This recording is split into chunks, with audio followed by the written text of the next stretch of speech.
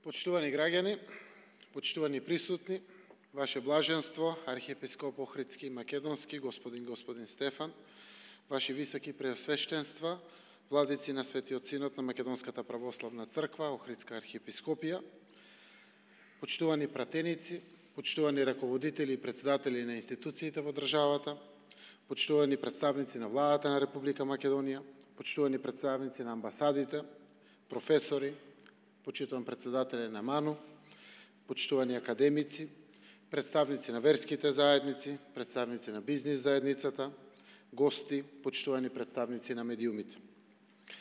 Го честитам значениот јубилеј на Македонската православна црква 50 години од возобновувањето на автокефалноста на Охридската архиепископија преку Македонската православна црква и празникот на Свети Климент Охридски, основоположник на македонската духовност. Тоа што денеска, на заокружувањето на полувековното постоење на патрониот празник на Македонската православна црква, Охридска архиепископија, сме сите овде. Заедно, различни по различни видови обедувања, но исти во желбата и намерата да имаме спокоен и квалитетен живот за секој граѓанин на Република Македонија, е придонес на сите во оваа сала и во нашата држава. И јас честитам за овој голем духовен исчекор со кој што може да се гордееме како достоинствени граѓани на нашата заедничка Република Македонија. Бидејќи духовноста и вербата, почитувани граѓани и почитувани присутни, што би значеле тие ако нема во реалноста помош едни на други, соработка едни со други и определба за изградба на стрекно општество во кое има место за секој човек. Секој кој верува во доброто, кој посакува добро и кој е подготвен да се вложи во доброто, е вграден во овие процеси. Тука свое место има и треба да има Македонската православна црква, пред се како духовен водач кон општото добро. Општото добро е и треба да биде достоинствена водилка на секој човек.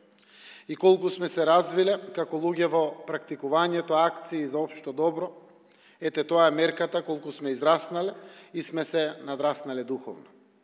А овој духовен развој е религиска вредност, но пред се е човекова, морална обврска.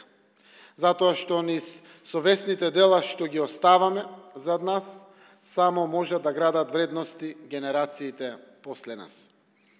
Ние сме секуларна држава, но верските заедници и нивните закрилници, како што е за православниот свет црквата, се и духовното и културното наследство и како такви треба и да ги негуваме, и да ги надополнуваме, развивајќи се индивидуално и поттикнувајќи колективен развој низ нашиот индивидуален развој.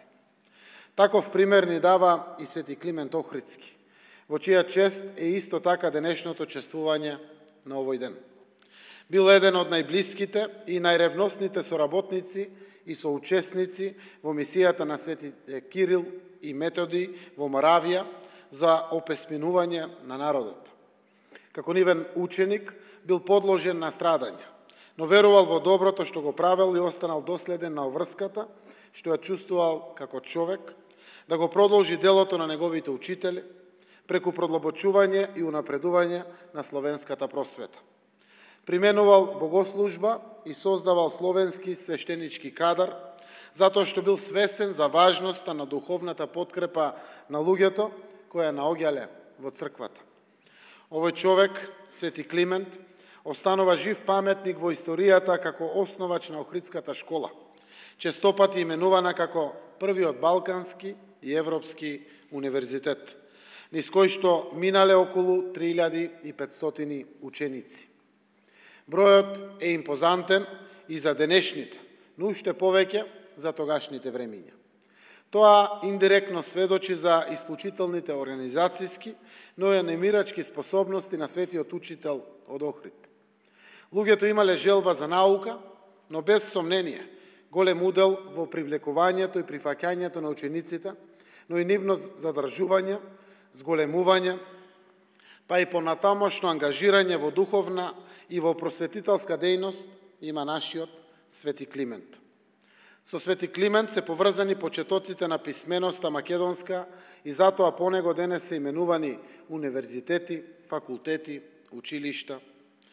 Одавам чест на Свети Климент Охридски за неговото големо духовно просветителско дело со кое не задолжи сите и ни покажа како на дело се станува и духовник и просветител. Јас сакам да порачам денеска дека секој може да биде своевиден Свети Климент, почитувани граѓани и почитувани присутни. Духовноста, просветлението, просветителството се дадени на секој од нас, а со нивното практикување стануваме подобри луѓе, во подобар свет, солидарен свет, образуван свет. Така градиме сегашност и иднина за секој човек, за секој граѓанин, за секој од нас. Предизвици имало и ки има, како што успеал Свети Климент во мисијата на неговото време.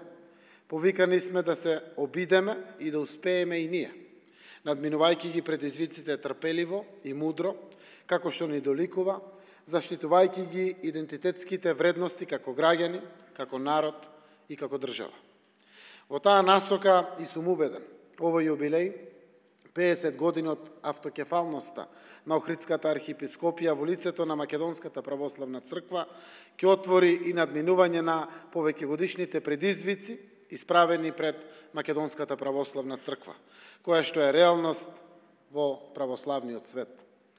Нека е честит 50 годишниот јубилеј автокефалност на Охридската архиепископија преку Македонската православна црква и големиот празник во чест на Свети Климент. Сите да сме здрави, спокојни и паметни, доволно за да ги заштитиме и градиме духовните вредности, како темелни вредности на генерации, кои ќе градат толерантно и демократско општество за сите во нашата убава држава, Република Македонија. Благодарам.